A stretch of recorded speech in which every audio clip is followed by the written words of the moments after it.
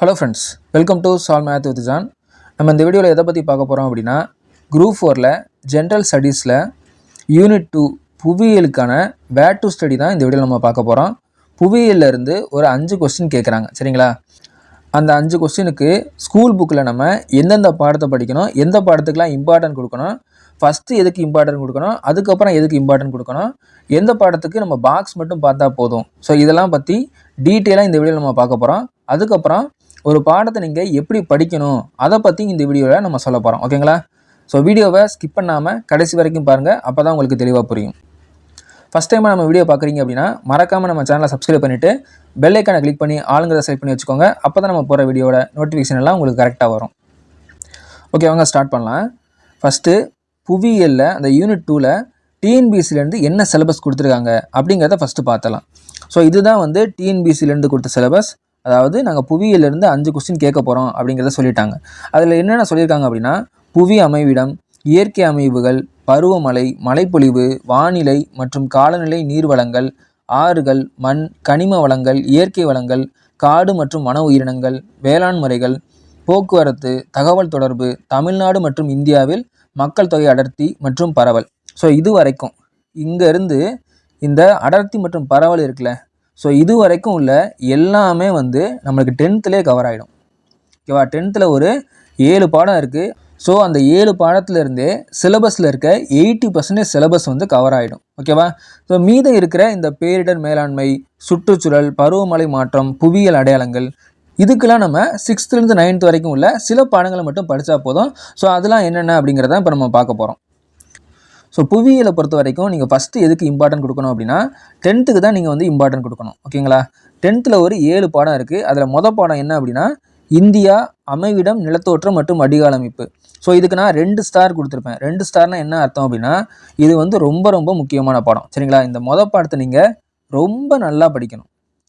ஏன் இதை நான் சொல்கிறேன் அப்படின்னா, இந்த பாடத்துலேருந்து அடிக்கடி கொஸ்டின் கேட்பாங்க. அடிக்கடினா ஒரு கொஸ்டின் மட்டும் இல்லை, 2 கொஸ்டின் 3 கொஸ்டின் அப்படின்னு இந்த ஒரே பாடத்துலேருந்தே கேட்பாங்க, சரிங்களா? அப்போ இந்த மொதல் பாடங்கிறது ரொம்ப ரொம்ப முக்கியமான பாடம். 2வது பாடம் என்ன அப்படின்னா, இந்தியா, காலநிலை மற்றும் இயற்கை தாவரங்கள். 3வது பாடம் வேளாண்மை. 4வது பாடம் வளங்கள், தொழிலகங்கள். 5வது பாடம் மக்கள் தொகை, போக்குவரத்து, தகவல் தொடர்பு மற்றும் வணிகம். ஸோ இந்த மொதல் 5 பாடமுமே இந்தியாவை பற்றினது, ஓகே? ஸோ இந்த மொதல் 5 பாடமே ரொம்ப ரொம்ப முக்கியமான பாடம் தான். ஆனால் அதுலேயும் இந்த மொதல் பாடம் ரொம்ப ரொம்ப முக்கியம். ஸோ இந்த மொதல் பாடத்தை நீங்கள் தெளிவாக படிச்சுட்டு அதுக்கப்புறம் இந்த 4 பாடத்தை படிங்க. அதுக்கப்புறம் உள்ள 2 பாடமே தமிழ்நாடு ரிலேட்டடான பாடங்கள். தமிழ்நாடு இயற்கை பிரிவுகள், தமிழ்நாடு மாநில புவியியல். ஸோ இது ரெண்டுமே தமிழ்நாடுக்குள்ளது. சிலபஸில் என்ன கொடுத்துருக்காங்கன்னு பாருங்கள். தமிழ்நாடு மற்றும் இந்தியாவில் மக்கள் தொகை அடர்த்தி மற்றும் பரவல்னு சொல்லி கொடுத்துருக்காங்களா? ஸோ இது வந்து நம்மளுக்கு இந்த 2 பாடத்தில் கவர் ஆகும். இது போக யூனிட் 5ல் தமிழ்நாடு வளர்ச்சி நிர்வாகம் சொல்லிட்டு இருக்குமா? ஸோ அதுலேயுமே இந்த 2 பாடமும் கவர் ஆகும். அப்போ இந்த 2 பாடத்தை படித்தோம்னா நம்ம 2 யூனிட்லேயுமே படித்த மாதிரி அர்த்தம். ஸோ இதை நீங்கள் வந்து புவியியல் படிக்கும்போதே படிச்சிருங்க. யூனிட் 5 படிக்கும்போது நீங்கள் திரும்ப படிக்க வேண்டிய அவசியம் கிடையாது, ஓகேவா? 10th இந்த 7 பாடத்துக்கும் சேர்த்தே நான் இங்கே வந்து மேலே வந்து ஒரு ரெட் ஸ்டார் கொடுத்துருப்பேன். இந்த ரெட் ஸ்டார் தான் எதுக்கு அப்படின்னா, நீங்கள் ஃபஸ்ட்டு இம்பார்ட்டனாக படிக்க வேண்டிய பாடம், சரிங்களா? நீங்கள் ஃபஸ்ட்டு படிக்க வேண்டிய பாடம் தான் வந்து இந்த ரெட் ஸ்டார் கொடுத்துருக்குது. அதுக்கப்புறம் படிக்க வேண்டியது வந்து க்ரீன் ஸ்டார் கொடுத்துருப்பேன். அதை நீங்கள் பின்னாடி பார்க்க போகிறீங்க, ஓகேவா? ரெட் ஸ்டார் கொடுத்துருக்கதான் நீங்கள் ஃபஸ்ட்டு படிக்கணும். அப்போ இந்த 7 பாடத்தையும் ஃபஸ்ட்டு படிச்சிருங்க. அதுக்கப்புறம் நீங்கள் என்ன படிக்கணும் அப்படின்னா, இந்த ரிமைனிங் இருக்கிற 15%க்கான அந்த சிலபஸை நீங்கள் கவர் பண்ணுறதுக்கு இங்கே 9th இருக்க இந்த 6ஆம் பாடத்தையும் இந்த 8ஆம் பாடத்தையும் நீங்கள் படிக்கணும். அதாவது மனிதனும் சுற்றுச்சூழலும் அப்படிங்கிற பாடத்தையும், பேரிடர் மேலாண்மை, பேரிடரை எதிர்கொள்ளுதல், இந்த பாடத்தையும் நீங்கள் படிக்கணும், சரிங்களா? 2 பாடம் தான் படிக்கணும், மித்த பாடம்லாம் படிக்க தேவையில்லை. அதுக்கப்புறம் 8th வந்து 1ஆம் பாடம், அதுக்கப்புறம் 2ஆம் பாடம், அதுக்கப்புறம் 5ஆம் பாடம். ஸோ இந்த 3 பாடத்தையும் நீங்கள் வந்து ஃபஸ்ட்டு படிக்கணும். அதுக்கப்புறம் வந்து 4ஆம் பாடம் படிக்கணும். அதை வந்து நான் வந்து க்ரீன் ஸ்டாரில் கொடுத்துருப்பேன். ஸோ க்ரீன் ஸ்டார்னால் என்ன அப்படின்னா, நீங்கள் ஃபஸ்ட்டு ரெட் ஸ்டாரை முடிச்சுட்டு அதுக்கப்புறம் க்ரீன் ஸ்டார் படிங்க. ஸோ அது வந்து நம்ம 2வது படிக்க வேண்டிய பாடம். அதாவது உங்களுக்கு வந்து டைம் இருக்குது படிக்கிறதுக்கு, இன்னும் நிறைய டைம் இருக்குது அப்படின்னா நீங்கள் வந்து அடுத்துள்ள அந்த க்ரீன் ஸ்டார் கொடுத்துருக்க பாடத்தெல்லாம் நீங்கள் படிங்க, okay? So first red star கொடுத்துருக்க பாடத்தெல்லாம் தெளிவாக படித்து முடிச்சுட்டு அதுக்கப்புறம் க்ரீன் ஸ்டார் கொடுத்துருக்க பாடத்தை படிங்க. நெக்ஸ்ட்டு 7th 3rd டேர்மில் 3வது பாடம். ஸோ இதுவுமே பேரிடர் சம்மந்தமான பாடம் தான். அதுக்கப்புறம் 7th 2nd டேர்மில் சுற்றுலா அப்படிங்கிற பாடம். ஸோ இது எங்கே கவர் ஆகும் அப்படின்னா, இங்கே இருக்குது பாருங்கள், இங்கே புவியியல் அடையாளங்கள் சொல்லியிருக்கா? ஸோ இது வந்து இந்த சுற்றுலா அப்படிங்கிற பாடத்தில் கவர் ஆகும். அதாவது எப்படி அப்படின்னா, இந்தியாவில் இருக்கிற முக்கியமான கோவில்கள், முக்கியமான ஆறுகள், முக்கியமான அணைக்கட்டுகள், ஸோ முக்கியமான நீர்வீழ்ச்சிகள் இது எல்லாமே வந்து இந்த 2வது படம் இந்த 7th செகண்ட் டேர்மில் இருக்க இந்த சுற்றுலா அப்படிங்கிற படத்தை கொடுத்துருப்பாங்க. இதுலேருந்து நிறைய டைம் வந்து கொஸ்டின் கேட்டிருக்காங்க. ஸோ இந்த 2வது படம் சுற்றுலாங்கிற படத்தையும் நீங்கள் நல்லா படிச்சுக்கோங்க. அதுக்கப்புறம் 6th 3rd டேர்மில் 3வது படம் பேரிடரை புரிந்து கொள்ளுதல் இந்த படமும் நீங்கள் படிக்கணும். ஸோ அதுக்கப்புறம் உள்ளது எல்லாமே வந்து நீங்கள் நெக்ஸ்ட்டு படிக்க வேண்டிய படங்கள். ஸோ அப்போ நீங்கள் ஃபஸ்ட்டு நீங்கள் என்ன பண்ணணும் அப்படின்னா இந்த ரெட் கலர் ஸ்டார் கொடுத்துருக்கல அந்த படத்தெல்லாம் நீங்கள் வந்து முதல்ல படித்து முடிங்க. ஸோ அது என்னென்ன அப்படின்னா இந்த 7 படம், அதுக்கப்புறம் 9th 6ஆம் படம் 8ஆம் படம், அதுக்கப்புறம் 8th வந்து 1ஆம் படம் 2ஆம் படம் இந்த 5ஆம் படம். இந்த மொதல் படத்தில் மண் அப்படிங்கிற டாப்பிக்கை வந்து நீங்கள் நல்லா படிக்கணும் சரிங்களா. ஸோ பாறை கூட அந்தளவுக்கு தேவையில்லை, இந்த மண்ணை மட்டும் நீங்கள் தெளிவாக படிச்சுக்கோங்க. அதுக்கப்புறம் வானிலை காலநிலை இதெல்லாம் வந்து டேரெக்டாக சிலபஸில் இருக்கிறது தான். அதுக்கப்புறம் இடர்கள்னால் பேரிடர் மேலாண்மை அந்த இது. அதுக்கப்புறம் 7th 3rd டேர்மில் இருக்க 3வது படம், அதுக்கப்புறம் 7th செகண்ட் டேர்மில் இருக்க 2வது படம், அதுக்கப்புறம் 6th 3rd டேர்மில் இருக்க 3வது படம். ஸோ இதெல்லாம் நீங்கள் வந்து ஃபஸ்ட்டு படிக்க வேண்டியது. ஸோ இது படித்து முடிச்சிட்டிங்கனாவே நீங்கள் ஒரு 3-4 கொஸ்டினுக்கு ரெடி ஆகிடுவீங்க ஓகேவா. அதுக்கப்புறம் ரிமைண்டர் இருக்க அந்த 2 அல்லது 1 கொஸ்டினுக்கு வந்து நீங்கள் அடுத்துள்ள படங்களை படிக்கணும். அது என்னென்ன படம் அப்படின்னா இந்த 8th இருக்க 4ஆம் படம் இடம்பெயர்தல் மற்றும் நகரமயமாதல். ஸோ இதை வந்து நான் க்ரீன் ஸ்டாரில் கொடுத்துருப்பேன் ஓகேவா. அதுக்கப்புறம் 7th செகண்ட் டேர்மில் இருக்க இந்த மொதல் படம் வளங்கள் அப்படிங்கிற படம், அதுக்கப்புறம் 6th செகண்ட் டேர்மில் இருக்க வளங்கள் அப்படிங்கிற படம். ஸோ இதெல்லாம் படிக்கணும். அதுக்கப்புறம் 11th புவியியல் 12th புவியியல் இருக்க 8ஆம் படம், ரெண்டுலேயுமே 8ஆம் படம் தான். இது ரெண்டுமே பேரிடர் சம்மந்தமான பாடம். ஸோ இது ரெண்டையுமே நான் வந்து முழுசாக படிக்கணுமா அப்படின்னு கேட்டிங்கன்னா அப்படிலாம் கிடையாது. இது ரெண்டுக்குமே நீங்கள் வந்து பாக்ஸ் கொஸ்டின், அதாவது பாக்ஸில் இருக்க டேட்டா, அதுக்கப்புறம் புக் பேக் கொஸ்டின் இது ரெண்டையும் மட்டும் படித்தாலே போதும். இந்த 11th 12th இருக்கிற இந்த 8வது பாடத்துக்கு வந்து நீங்கள் பாக்ஸில் இருக்க அந்த டேட்டாவையும் அதுக்கப்புறம் புக் பேக் கொஸ்டின் மட்டும் பாருங்கள், வேறு எதையும் பார்க்க தேவையில்லை. உங்களோட புக் இல்லைனாலும் சரி நீங்கள் வந்து PDF மட்டும் டவுன்லோட் பண்ணிவிட்டு அந்த பாக்ஸில் கொடுத்துருக்க டேட்டாவை மட்டும் நல்லா படிச்சுக்கோங்க ஓகேவா. இது வந்து அந்த ரிமைனிங் இருக்கிற அந்த 1 or 2 கொஸ்டினுக்கு வந்து இது வந்து யூஸ் ஆகும் ஓகேவா. ஸோ அவ்வளோதான், இதுதான் வந்து புவியியலுக்கு நீங்கள் படிக்க வேண்டியது. ரொம்பவே கம்மியான பாடம் தான். ஸோ இதை நீங்கள் தெளிவாக படிச்சிட்டிங்கன்னா மேக்ஸிமம் வந்து 4-5 கொஸ்டின் உங்களால் போட்டுற முடியும். அதுக்கப்புறம் ஸோ கீழே வந்து நான் இம்பார்ட்டன்ட் லெசன் சொல்லி கொடுத்துருக்கேன். ஸோ இதுதான் நீங்கள் வந்து ஃபஸ்ட்டு படிக்க வேண்டியது. அதாவது 10th ஒரு 7 பாடம், அடுத்து 9th 2 பாடம், அடுத்து 8th ஒரு 3 பாடம், 7th 3rd டேர்மில் 3ஆம் படம், 6th 3rd டேர்மில் 3ஆம் படம், 7th செகண்ட் டேர்மில் 2ஆம் படம் சரிங்களா. இதுக்கு தான் நீங்கள் ஃபஸ்ட்டு இம்பார்ட்டன்ட் கொடுக்கணும். இதெல்லாம் நான் வந்து ரெட் ஸ்டாரில் கொடுத்துருப்பேன். ஸோ இந்த புவியியலை பொறுத்த வரைக்கும் இந்த படிக்கிறீங்கல்ல, இங்கே படிக்க போகிற ஒவ்வொரு பாடத்துக்குமே நீங்கள் அந்த பாக்ஸில் கொடுத்துருக்க டேட்டாவை தெளிவாக படிக்கணும். ஏன்னா ஜாகிரஃபிலேருந்து அதிகமான கொஸ்டின் வந்து இந்த பாக்ஸ் டேட்டாவிலேருந்து தான் கேட்குறாங்க. அதே மாதிரி புக் பேக்லேருந்தும் டேரெக்டாக கொஸ்டின் கேட்குறாங்க. அந்த புக் பேக் கொஸ்டினே நல்லா பார்த்துக்கோங்க ஓகேவா.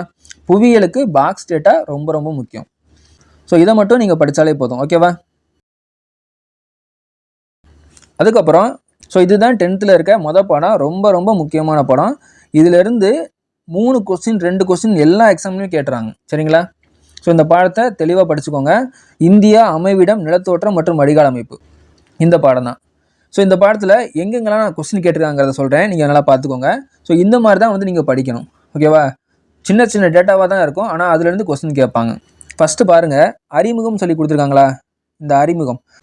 இந்த அறிமுகத்திலேருந்தே 3 கொஸ்டின் இது வரைக்கும் கேட்டிருக்காங்க சரிங்களா. இந்த சின்னோண்டு பேராலேருந்து மட்டும் 3 கொஸ்டின் கேட்டிருக்காங்க இது வரைக்கும்.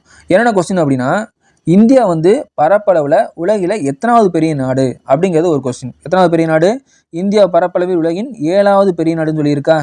ஸோ இது ஒரு கொஸ்டின், இது ஆல்ரெடி கேட்ட கொஸ்டின். அதுக்கப்புறம் என்ன கேட்டிருக்காங்க அப்படின்னா ஆசியா கண்டத்தில் எத்தனாவது பெரிய நாடுன்னு சொல்லி கேட்டிருக்காங்க. இது வந்து கூற்று காரணத்தில் வச்சுருக்காங்க. ஆசியாவில் வந்து 2வது பெரிய நாடு. ஸோ இந்த இடத்துல என்ன பண்ணுவாங்கன்னா ஆசியா வந்து 3வது பெரிய நாடு அப்படின்னு சொல்லிட்டு அந்த கூற்று காரணம் அப்படிங்கிற கொஸ்டினில் வந்து வைப்பாங்க சரிங்களா. ஸோ அது வந்து தப்பான டேட்டா அப்படிங்கிறத நீங்கள் கரெக்டாக ஐடென்டிஃபை பண்ணி அதை வந்து நீங்கள் கரெக்டாக ஆன்சர் பண்ணணும். அப்போ இதை நீங்கள் தெளிவாக படித்தா தான் உங்களால் கரெக்டாக போட முடியும் ஓகே. ஸோ இது வந்து 2வது கொஸ்டின். அதுக்கப்புறம் இந்தியா நிலப்பரப்பு 32,87,263 சதுர கிலோமீட்டர்னு சொல்லியிருக்கா. இதுவும் ஒரு ப்ரீவியஸ் இயர் கொஸ்டின். அதுக்கப்புறம் இந்தியா வந்து புவியோட மொத்த பரப்பளவில் எத்தனை சதவீதத்தை வச்சுருக்கு அப்படின்னா 2.4% ஓகேவா.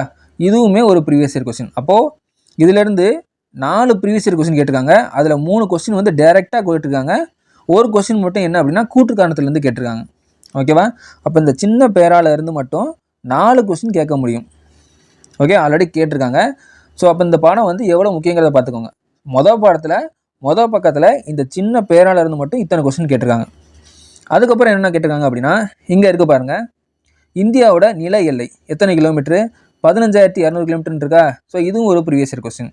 அதுக்கப்புறம் வடக்கில் என்ன நாடு இருக்குது, வடகிழக்கில் என்ன நாடு இருக்குது, வடமேற்கில் என்ன நாடு இருக்குது, இது வந்து பொறுத்துகளை கேட்டிருக்காங்க. ஓகே, அதுக்கப்புறம் இங்கே பாருங்கள், இந்தியா வந்து அதிகபட்சமாக வங்காளதேசத்தோட 4156 கிலோமீட்டரு நில எல்லையை பகிர்ந்துக்கிறது. இதுவும் ஒரு ப்ரீவியஸ் இயர் கொஸ்டின். அதே மாதிரி ஆப்கானிஸ்தான் கூட 106 கிலோமீட்டர் நில எல்லையை பகிர்ந்துக்கிறது. இது வந்து இருக்கிற குறுகிய நில எல்லை. ஸோ இதுவுமே ஒரு ப்ரீவியஸ் இயர் கொஸ்டின். ஓகேவா?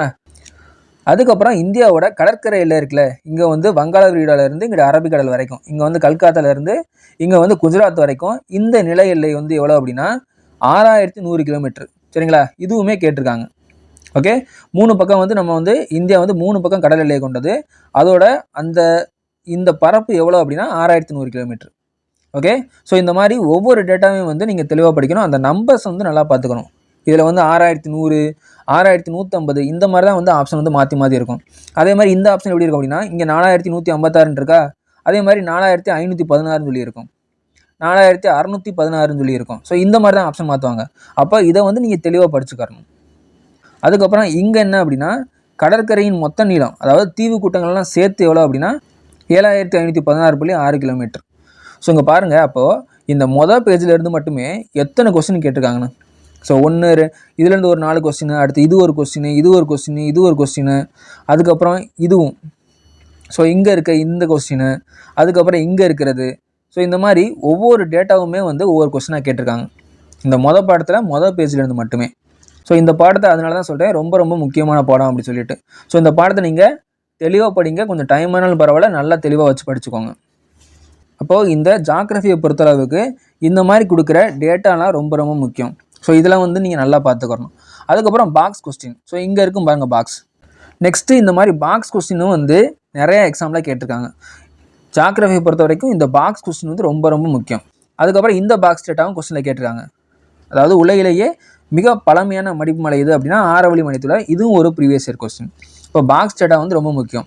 அதுக்கப்புறம் ஒவ்வொரு மலையை பற்றி நீங்கள் வந்து தெளிவாக படிக்கணும். டிரான்ஸ் இமயமலை, இதான் மேற்கு இமயமலை, அடுத்து வெறும் இமயமலை அதாவது மத்திய இமயமலை, அதுக்கப்புறம் கிழக்கு இமயமலை வந்து பூர்வாஞ்சல் இமயமலைன்னு சொல்லுவாங்க. சரிங்களா? ஸோ இது வந்து ஒவ்வொரு இமயமலைக்குமான பெயர்கள். அடுத்து மத்திய இமயமலையை 3ஆக பிரிப்பாங்க. ஸோ இந்த 3 இமயமலைக்கும் ஒவ்வொரு பேர் இருக்கும். இமாத்திரி, இமாச்சல், சிவாலிக்னு சொல்லிட்டு. இதெல்லாம் என்னென்ன, இந்த மலையில் வந்து எந்த மலைகள் வந்து பெருசாக இருக்குது, இப்போ இந்த காட்மின் ஆஸ்டின் இதெல்லாம் வந்து எந்த மலையில் இருக்குது, இதெல்லாம் வந்து நீங்கள் தெளிவாக படிச்சுக்கறணும். ஸோ இந்த மாதிரி தான் வந்து ஜாகிரஃபி படிக்கணும். பாக்ஸ் டேட்டா வந்து நல்லா இம்பார்ட்டன்ட் கொடுத்து படிக்கணும்.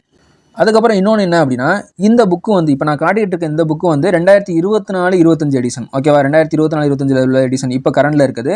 ஸோ இதில் வந்து ஓல்டு எடிஷனில் இருந்த சில பாக்ஸ் டேட்டா வந்து தூக்கிட்டாங்க. ஓல்டு எடிஷன்னா என்ன அப்படின்னா 2019 இருக்க எடிஷன். ஸோ அதில் இருக்கிற ஒரு 3 பாக்ஸ் டேட்டா வந்து இதில் வந்து தூக்கிட்டாங்க இந்த புதுசில்.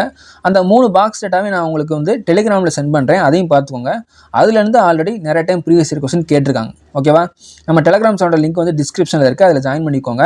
அதில் இந்த விட்டு போன அந்த பாக்ஸை வந்து நான் உங்களுக்கு சென்ட் பண்ணி வைக்கிறேன். ஓகே, அதில் நீங்கள் பார்த்து படிச்சுக்கோங்க. அதுலேருந்து கொஸ்டின் கேட்பாங்க. ஸோ அதுலேருந்து கேட்கும்போது நீங்கள் வந்து ஓகே அவுட் ஆஃப் புக்கிலேருந்து வந்திருக்கு அப்படின்னு சொல்லி நீங்கள் நினச்சிப்பீங்க. அதையும் நீங்கள் விட்டுறாமல் படிச்சிருங்க. ஸோ அது என்னது அப்படின்னா, இங்கே பாருங்கள், இங்கே கொடுத்துருப்பேன், இந்த இருக்கா. ஸோ இது வந்து பழைய புக்கு, அதாவது 2019 எடிஷன். இதில் இருக்க இந்த பாக்ஸ் டேட்டா பாருங்கள், இந்த காரகோரம் கணவாய், அதுக்கடுத்து ஜொசிலா கணவாய். ஸோ இது வந்து பழைய புக்கில் உள்ளது, இது புது புக்கில் உள்ளது. அதே காரகோரம் கணவாய், ஜொசிலா கணவாய்னு சொல்லியிருக்கா. ஸோ இங்கே இருக்குது பாக்ஸு, ஆனால் இங்கே பாக்ஸ் இல்லை பாருங்கள். ஆனால் பழைய புக்கில் வந்து இங்கே 2 பாக்ஸ் இருக்கும். ஸோ இங்கே வந்து இமயமலையின் முக்கியத்துவம்னு ஒரு பாக்ஸ் இருக்கும், அதுக்கப்புறம் இமயமலையின் நீள்வெட்டு பிரிவு அப்படின்னு சொல்லிட்டு ஒரு பாக்ஸ் இருக்கும். இந்த 2 பாக்ஸையுமே புது புக்கில் வந்து தூக்கிட்டாங்க. ஸோ இதை பாருங்கள், இது என்ன அப்படின்னா, இந்த நீள்வெட்டு பிரிவுனா என்ன அப்படின்னா, இமயமலை இப்படி இருக்குது அப்படின்னா, இந்த இமயமலையில் ஆறுகள் பாயும். ஸோ இங்கே வந்து இங்கே ஒரு ஆறு பாயும், இங்கே ஒரு ஆறு பாயும், இங்கே ஒரு ஆறு பாயும். இப்போ இந்த 2 ஆறுக்கும் இடைப்பட்ட பகுதியை வந்து ஒவ்வொரு பேர் சொல்லி அழைப்பாங்க. சரிங்களா? ஸோ இந்த ஆறுக்கும் இந்த ஆறுக்கும் இடைப்பட்ட பகுதி, அதே மாதிரி இந்த ஆறுக்கும் இந்த ஆறுக்கும் இடைப்பட்ட பகுதி. ஸோ அதுதான் வந்து இந்த பாக்ஸ் டேட்டாலாம் கொடுத்துருப்பாங்க. அதாவது சிந்துக்கும் சட்லஜ் நதிக்கும் இடைப்பட்ட பகுதி தான் என்ன அப்படின்னா காஷ்மீர், பஞ்சாப், இமாச்சல் பகுதிகள்.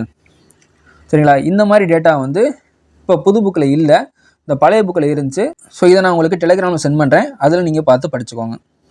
ஸோ புவியியலை பொறுத்த வரைக்கும் நம்மளுக்கு பாக்ஸ் டேட்டா, அதுக்கப்புறம் உள்ளே இருக்க அந்த ஒவ்வொரு மலைகள், ஆறுகள், இதோட லென்த்து, அதோட உயரம், ஸோ இதெல்லாம் வந்து ரொம்ப முக்கியம். அதெல்லாம் நீங்கள் வந்து தெளிவாக படிச்சுக்கணும். ஸோ இந்த பாடத்தை வந்து நல்லா தெளிவாக படிங்க. ஸோ பாடம் ரொம்ப ரொம்ப முக்கியம். நெக்ஸ்ட் வர குரூப் 4ல் 5 கொஸ்டின்லேருந்து 3 கொஸ்டின் இந்த பாடத்தில் கேட்டாலும் ஆச்சரியப்படுறதுக்கு இல்லை, ஏன்னா அவ்வளோ முக்கியமான பாடம். ஸோ தெளிவாக படிச்சுக்கோங்க. ஸோ அவ்வளோதான். குரூப் 4ல் ஜென்ரல் ஸ்டடீஸில் யூனிட் 2 புவியியலுக்கான வேர் டு ஸ்டடி வந்து நம்ம பார்த்தாச்சு. ஸோ நான் சொன்னதில் இருக்க அந்த ரெட் ஸ்டார் போட்டிருக்க இம்பார்ட்டண்டான பாடத்தை நீங்கள் ஃபஸ்ட்டு படித்து முடிச்சிருங்க. அதுக்கப்புறம் க்ரீன் ஸ்டார் போட்டிருக்க பாடத்தை படிங்க. புவியியலை பொறுத்த வரைக்கும் பாக்ஸ் டேட்டா வந்து ரொம்ப ரொம்ப முக்கியம். அதனால் பாக்ஸ் டேட்டாவை தெளிவாக படிச்சுக்கோங்க. அதுக்கப்புறம் அதோட சேர்த்து புக் பேக் கொஸ்டினையும் நல்லா பார்த்துக்கோங்க. புக் பேக் கொஸ்டின்லேருந்தும் டைரெக்டாக கொஸ்டின் கேட்டிருக்காங்க. குரூப் 4 சிலபஸில் வந்து யூனிட் 1 வந்து என்ன அப்படின்னா சயின்ஸு. சரிங்களா, சயின்ஸில் இருந்தும் ஒரு 5 கொஸ்டின் தான் கேட்க போகிறாங்களாம். ஆனால் அந்த 5 கொஸ்டினுக்கு வந்து நம்ம நிறைய பாடம் படிக்கணும். அதாவது எவ்வளோ அப்படின்னா 9th 10th மட்டுமே கிட்டத்தட்ட ஒரு 30 பாடம் கிட்ட படிக்கிற மாதிரி இருக்கும். ஆனால் அந்த 30 பாடத்துலேருந்து அந்த 5 கொஸ்டின் கேட்பாங்களா அப்படின்னு கேட்டோன்னா அப்படி கிடையாது. சரிங்களா, ஸோ அதுலேருந்து ஒரு 3 கொஸ்டின் கேட்கறதுக்கான வாய்ப்புகள் இருக்கலாம். ஆனால் அதில் வந்து 30 பாடத்துக்கிட்ட நீங்கள் படிக்கணும். ஆனால் சயின்ஸ்லேருந்து அதே 5 கொஸ்டின் தான்.